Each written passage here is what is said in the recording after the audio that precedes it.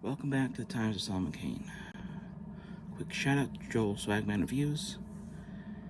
And now, let's get back to talking about the second story in this collection, The Right Hand of Doom.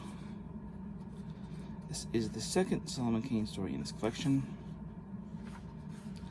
And this is interesting. Whereas Skull and the Stars was a lot more action-based, this story is not. When we first see Solomon Kane in this one, he is primarily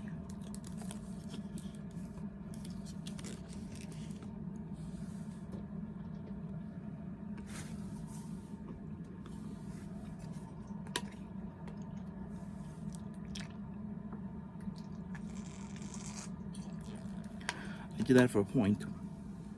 He's essentially doing that. He's essentially in a tavern having a drink. Wow.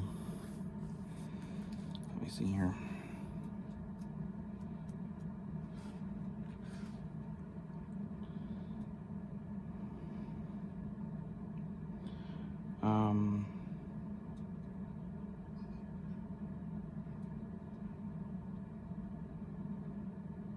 Another man is boasting about Roger Seaman, the necromancer, being hung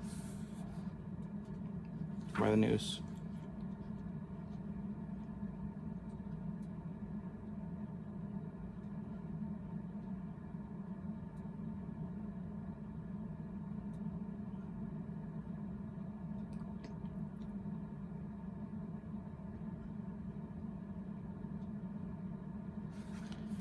John, supposedly this big guy, betrayed the necromancer, and he was supposedly his friend.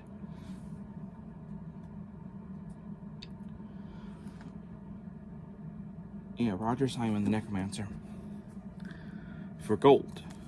I'm thinking this is supposed to draw parallels to both. I'm thinking mainly the story of Jesus, how one of his disciples betrayed him for gold.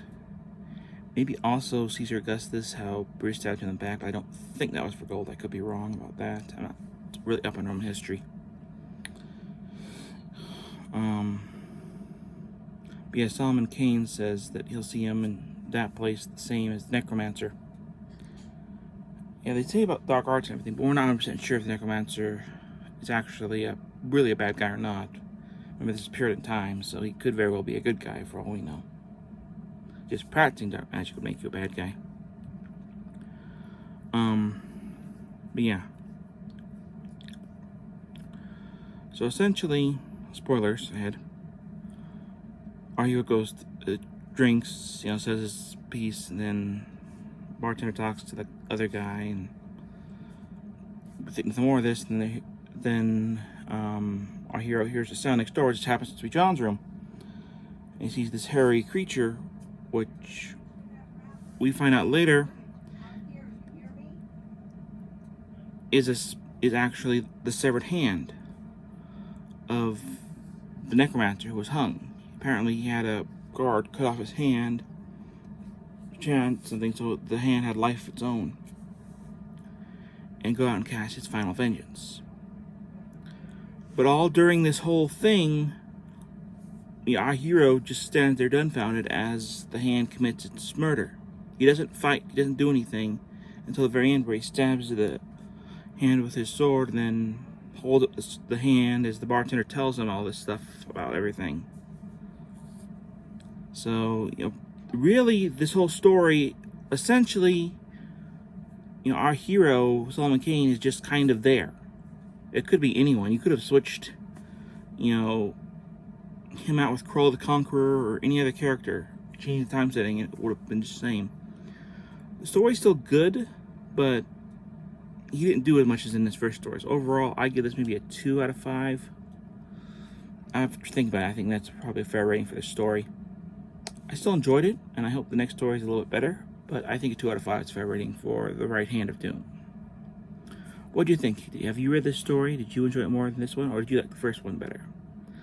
I'm going to keep charting my thoughts on as I finish each story. I'm going to try and do it, like I said, as I go through each story.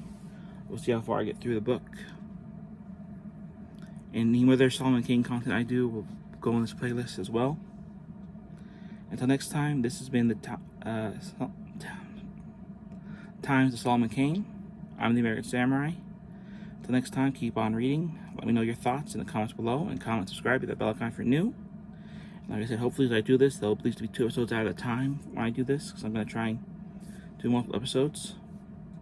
So comment, subscribe, hit that bell icon if you're new, and until next time, this has been the Times of Solomon Kane.